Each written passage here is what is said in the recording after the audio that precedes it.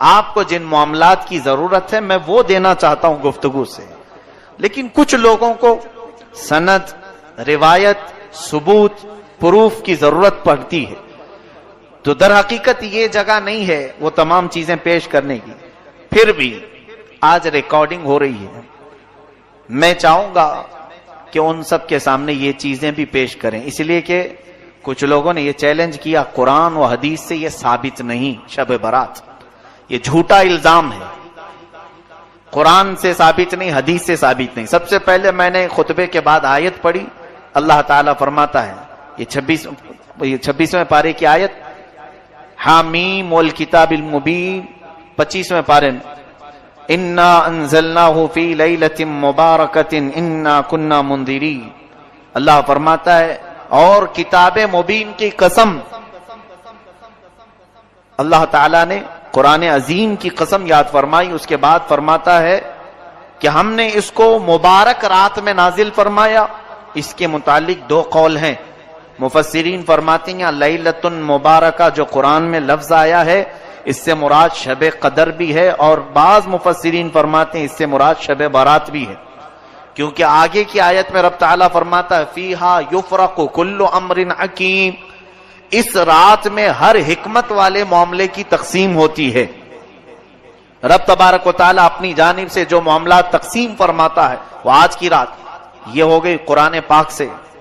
میں نے آیت تلاوت کی ہے، جسے چاہیے وہ بعد میں ریکارڈنگ سے حاصل کر لیں۔ اب شعبان کی اس 15ویں شب کا اہتمام کرنا، پہلی بات ثبوت کی طرف بعد میں چلتے ہیں، اپنے دل سے پوچھو کہ یہاں کون سا غلط کام ہو رہا ہے؟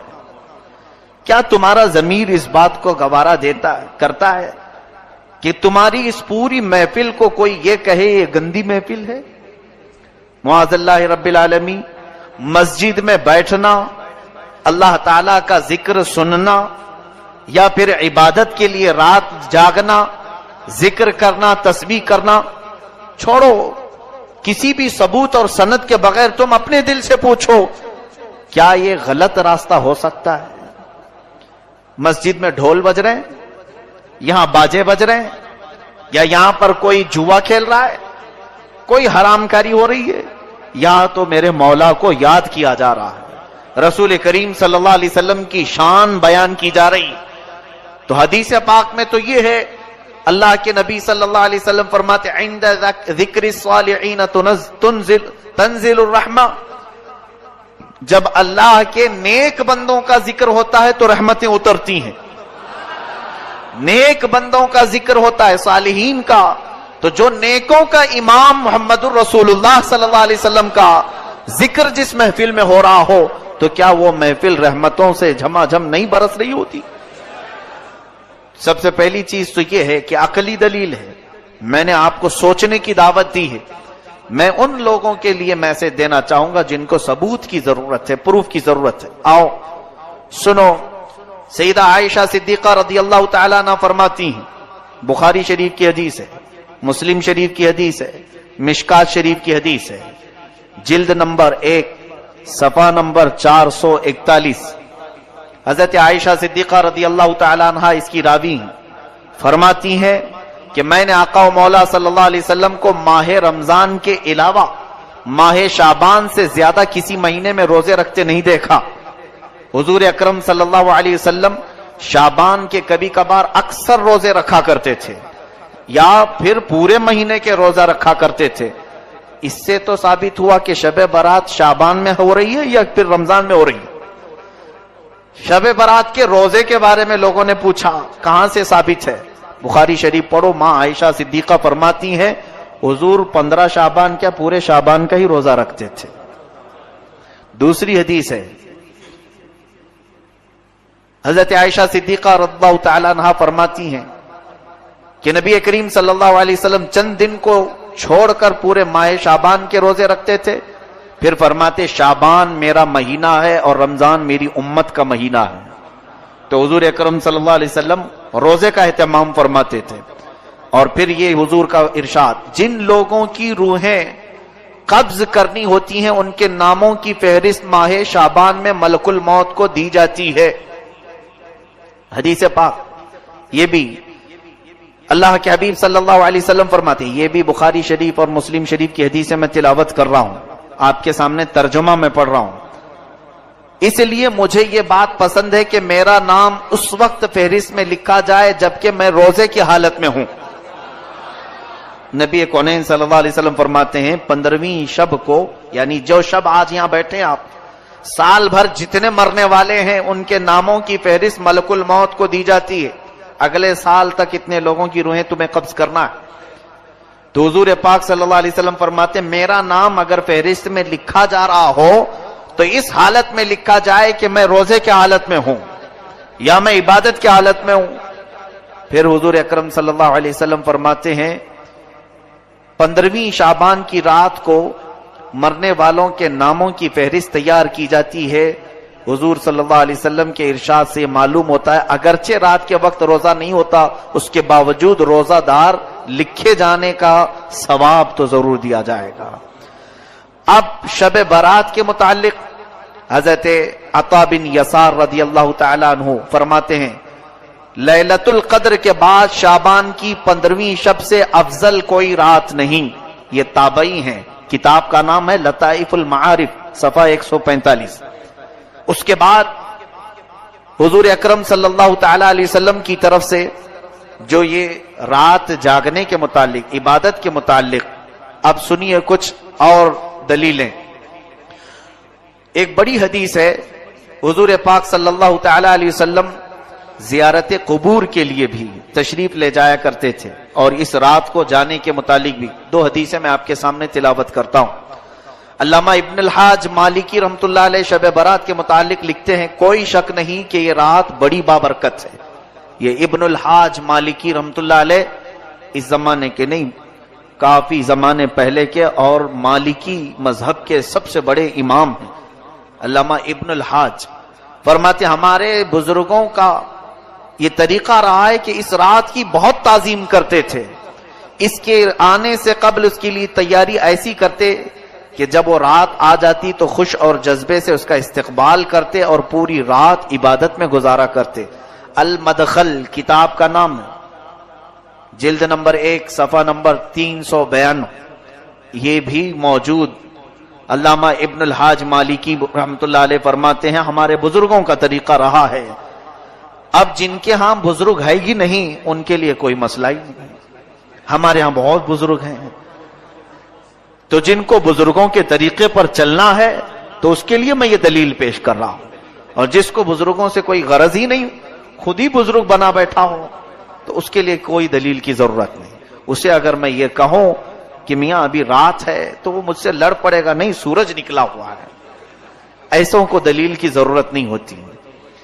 آقا و مولا صلی اللہ علیہ وسلم نے زیارت قبور کی متعلق جو حدیث پاک ہے، علامہ شیخ عبدالحق محدث دہلوی رحمۃ اللہ علیہ فرماتے ہیں جو شخص شعبان کی 15ویں رات میں شب بیداری کرے تو یہ فعل احادیث کی مطابقت میں بالکل مستحب ہے۔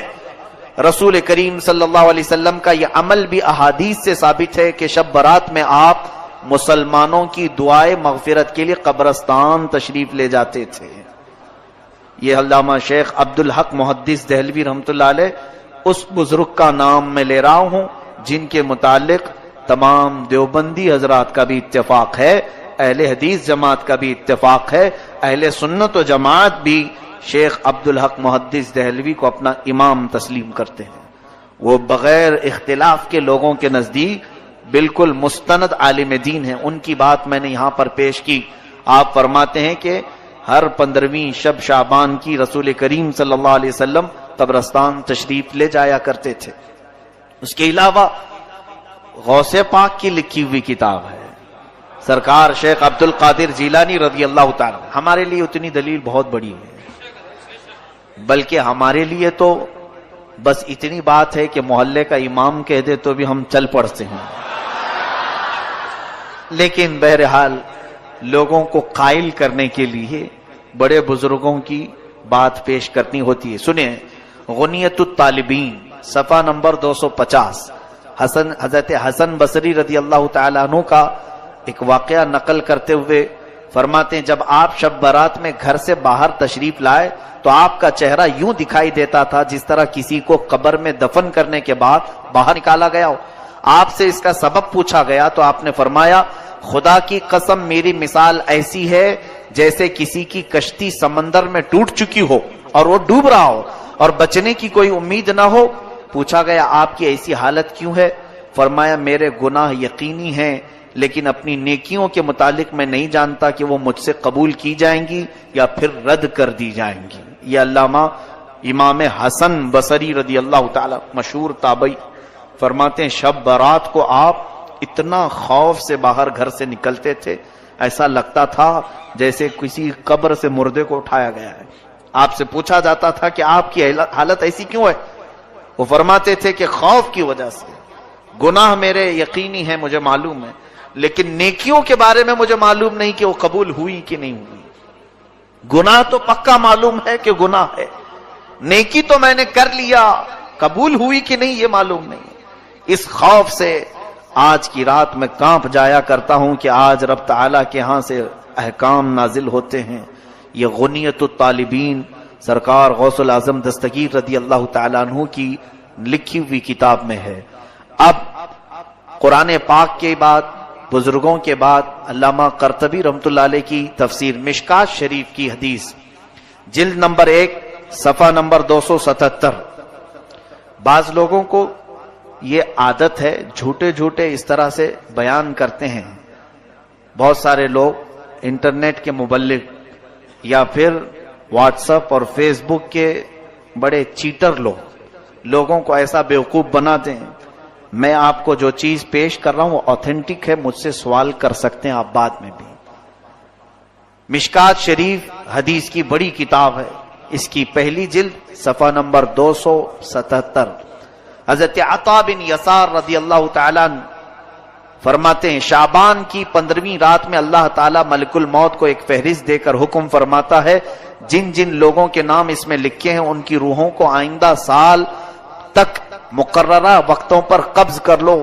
تو اس شب میں لوگوں کے حالات یہ ہوتے ہیں کہ کوئی باغیچے میں درخت لگانے کی فکر کر رہا ہے، کوئی شادی کی تیاریوں میں مصروف ہوتا ہے، کوئی کوٹھی بنگلہ بنوا رہا ہوتا ہے، حالانکہ ان کے نام مردوں کی فہرست میں لکھے جا چکے ہوتے ہیں۔ یہ حدیث کا ترجمہ میں نے پڑھا ہے، مشکات شریف کی حدیث۔ اس کے بعد مصنف عبد الرزاق، یہ بھی کتاب حدیث کی ہے، جلد نمبر 4 صفحہ نمبر 317، یہ حدیث کی کتاب ہے۔ فرماتے ہیں حضرت اس کے بعد اور ایک کتاب الجامع لاحکام القرآن شعب الایمان للبیہقی، امام بیہقی رحمۃ اللہ تعالی علیہ کی کتاب، حدیث کی بہت مشہور و معروف کتاب، تقریباً 12 جلدوں پر ایک کتاب ہے، شاید یہاں بہت سارے لوگ دیکھے بھی نہیں ہوں گے اس کتاب کو، بڑی کتاب ہے امام بیہقی کی شعب الایمان۔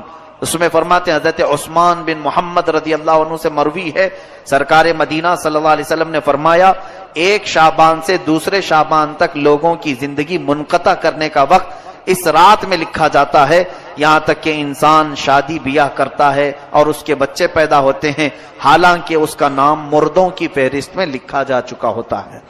شعبان کے متعلق اتنی حدیثیں ہیں کہ بیان کروں تو ابھی صبح ہو جائے۔ ابھی سنیں اور تھوڑی بات، یہ مغفرت کی رات ہے۔ شب برات کی خصوصیت کے متعلق حضرت عائشہ صدیقہ رضی اللہ تعالی عنہ سے ایک روایت فرماتی ہیں 15ویں شب شعبان کی میں رات کو بیدار ہوئی تو دیکھا حضور صلی اللہ علیہ وسلم نہیں تھے میرے حجرے میں، میں ڈھونڈتی ہوئی باہر نکل آئی تو دیکھا کہ حضور پاک صلی اللہ علیہ وسلم جنت البقیع میں ہے، قبرستان، تو جنت البقیع قبرستان سے باہر نکل رہے تھے تو حضرت عائشہ ڈھونڈتی ہوئی وہاں تک پہنچی، رسول کریم صلی اللہ تعالی علیہ وسلم سے آپ نے پوچھا کہ آقا و مولا اس وقت آپ کا یہاں آنا؟ حضور کرم صلی اللہ علیہ وسلم نے حضرت عائشہ سے کہا تم اتنی گھبراتی کیوں ہو؟ کیا تمہیں اس بات کا ڈر ہے کہ اللہ اور اس کے رسول تمہارے ساتھ کوئی خلاف فیصلہ کریں گے؟ تو حضرت عائشہ صدیقہ فرماتی نہیں، میں یہ دیکھنے آئی تھی کہ کہیں آپ دوسری اہلیہ محترمہ کے پاس آرام فرما ہوں گے۔ حضور اکرم صلی اللہ علیہ وسلم فرماتے ہیں، سنیے جو حدیث کا اصل بیان کرنا ہے مجھے، فرماتے ہیں بے شک اللہ تعالی شعبان کی 15ویں شب یہ الفاظ پر توجہ دیں، یہ حدیث پورے بیان کا خلاصہ ہے، لب لباب مغز یہی ہے۔ حضور اکرم صلی اللہ علیہ وسلم فرماتے ہیں بے شک اللہ تعالی شعبان کی 15ویں شب آسمان دنیا پر نزول فرماتا ہے۔ کئی آسمان ہیں، 7 آسمان ہیں، دنیا کا جو آسمان ہے وہ پہلا آسمان ہے۔ حدیث پاک میں آسمان دنیا یعنی دنیا کا یہ جو پہلا آسمان ہے اس پر نزول فرماتا ہے، اور قبیلہ بنو کلب کی بکریوں کے بالوں سے زیادہ لوگوں کی مغفرت فرماتا ہے۔ یہ کیا ہے قبیلہ بنو کلب؟ عرب میں ایک خاندان رہا کرتا تھا جس قبیلے کا نام، خاندان کا نام بنو کلب۔ وہ بکریاں پالتے تھے اور ان کی بکریوں کے بڑے بال ہوتے تھے، یعنی گھنے بال ہوتے تھے۔ حدیث پاک میں ان بکریوں والوں کا ذکر ہے کہ ان بکریوں کے جسموں پر جتنے بال ہوتے ہیں اتنی تعداد میں آج کی رات اللہ تعالیٰ لوگوں کو جہنم سے آزاد فرماتا ہے۔ اب یہ حدیث کہاں کہاں ہے یہ سن کر کے ان تک پہنچا دیں تو خالص بات ختم ہو جائے گی۔ ترمذی شریف سیاہ ستہ کی حدیث ہے۔ سیاہ ستہ جو مشہور کتابیں ہیں 6 جس کو سارے لوگ تسلیم کرتے ہیں، بخاری شریف، مسلم شریف، ترمذی شریف، نسائی شریف، ابن ماجہ شریف، ابو داؤد شریف، یہ 6 کتابیں حدیث کی مشہور و معروف ہیں۔ اس میں سے کتاب سے میں حوالہ، ثبوت، پروف آپ کے سامنے پیش کر رہا ہوں۔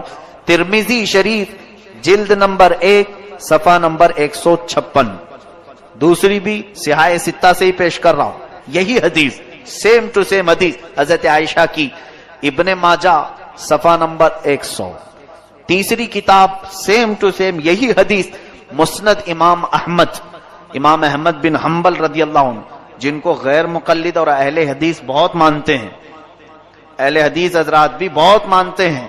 مسند امام احمد بن حنبل سے پیش کر رہا ہوں، وہ تقریباً 20 یا 25 جلدوں کی کتاب ہے۔ حضرت امام احمد بن حنبل نے یہی حدیث حضرت عائشہ کی اپنی کتاب میں حدیث کے طور پر لکھا ہے، اس کا حوالہ بھی یاد رکھیں، مسند احمد بن حنبل جلد نمبر 6 صفحہ نمبر 238۔ اس کے بعد پھر مشکات شریف سیم یہی حدیث جلد نمبر 1 صفحہ نمبر 277۔ اس کے بعد مصنف ابن ابی شیبہ، یہ بھی حدیث کی مشہور و معروف کتاب ہے، جلد نمبر 1 صفحہ نمبر 237۔ شعب الایمان امام بیہقی کی کتاب ہے، یہ بھی حدیث کی بڑی مشہور و معروف کتاب ہے، اس کی جلد نمبر 3 صفحہ نمبر 379۔ یہ میں نے تقریباً 6 کتابوں کی دلیل آپ کے سامنے پیش کی، ایک ہی حدیث اتنی کتابوں میں ہے۔ محدثین فرماتے ہیں، اتنے بڑے بڑے محدثین نے یہ حدیث لکھا ہے کہ یہ حدیث صحت کے درجے کو پہنچی ہوئی ہے، اس کا انکار کرنا گمراہی اور منکر ہونا، گمراہ ہونا اسلام سے باہر ہونے کے برابر ہو جاتا ہے۔ بات سمجھ میں آئی؟ میں سمجھتا ہوں اتنی دلیل بہت ہے، اتنا ہضم ہو جائے تو آگے کا پھر بیان کروں گا، ورنہ الٹی ہو جائے گی۔ حضرت ابو بکر صدیق رضی اللہ عنہ سے روایت ہے کہ رسول کریم صلی اللہ علیہ وسلم شعبان کی 15ویں شب میں، حضور نے فرمایا شعبان کی 15ویں شب میں اللہ تعالیٰ آسمان دنیا پر نزول فرماتا ہے اور صبح تک یہ ندا بھی دیتا ہے کوئی بخشش طلب کرنے والا میں اس کی بخشش کروں۔ یہ حضرت ابو بکر صدیق رضی اللہ عنہ نے فرمایا، ان سے معتبر کوئی اور ہماری امت میں شخص ہے؟ اب پھر اور کس کی دلیل چاہیے؟ میں نے غوث پاک کی کتاب پیش کر دی، امام بیہقی کی، امام ترمذی کی، امام ابن الحاج مالکی کی اور مشکات کی، کئی کتابوں کے بعد اب سیدھے میں حضرت ابو بکر صدیق کی بات پیش کر رہا ہوں، اور فرماتے ہیں اللہ تعالیٰ آج کی رات ساری مخلوق کی بخشش فرمائے گا سوائے مشرک کے اور کینہ رکھنے والے کے۔ مشرک، کافر و مشرک جو ہے اس کی آج بخشش نہیں ہے، اور جو دل میں کینہ رکھا ہے دوسرے مسلمانوں سے، بات چیت بند ہے، اس کی بھی آج مغفرت نہیں ہے۔ اسی لیے معافی طلب کرنے کا ایک رواج ہمارا پہلے سے چلا ہوا ہے۔ حضرت ابو ہریرہ، حضرت معاذ بن جبل، حضرت ابو ثعلبہ، حضرت عوف بن مالک رضی اللہ تعالیٰ عنہ، یہ سارے صحابہ کرام سے یہ حدیث مروی ہے۔ اب میں یہ دلیلوں پر ہی لگ جاؤں گا تو آپ بھی اکتا جائیں گے. آپ یہ کہیں گے مولانا ہمیں بس ہے، کافی ہے، شب برات ہے آج، ہم کو معلوم ہے مسجد میں روشنی ہے، آج مغرب میں چہل پہل ہے، یہی ہمارے لیے بس کافی ہے. بھولے بھالے سنیوں کے لیے بڑی دلیلوں کی ضرورت نہیں، لیکن ان کو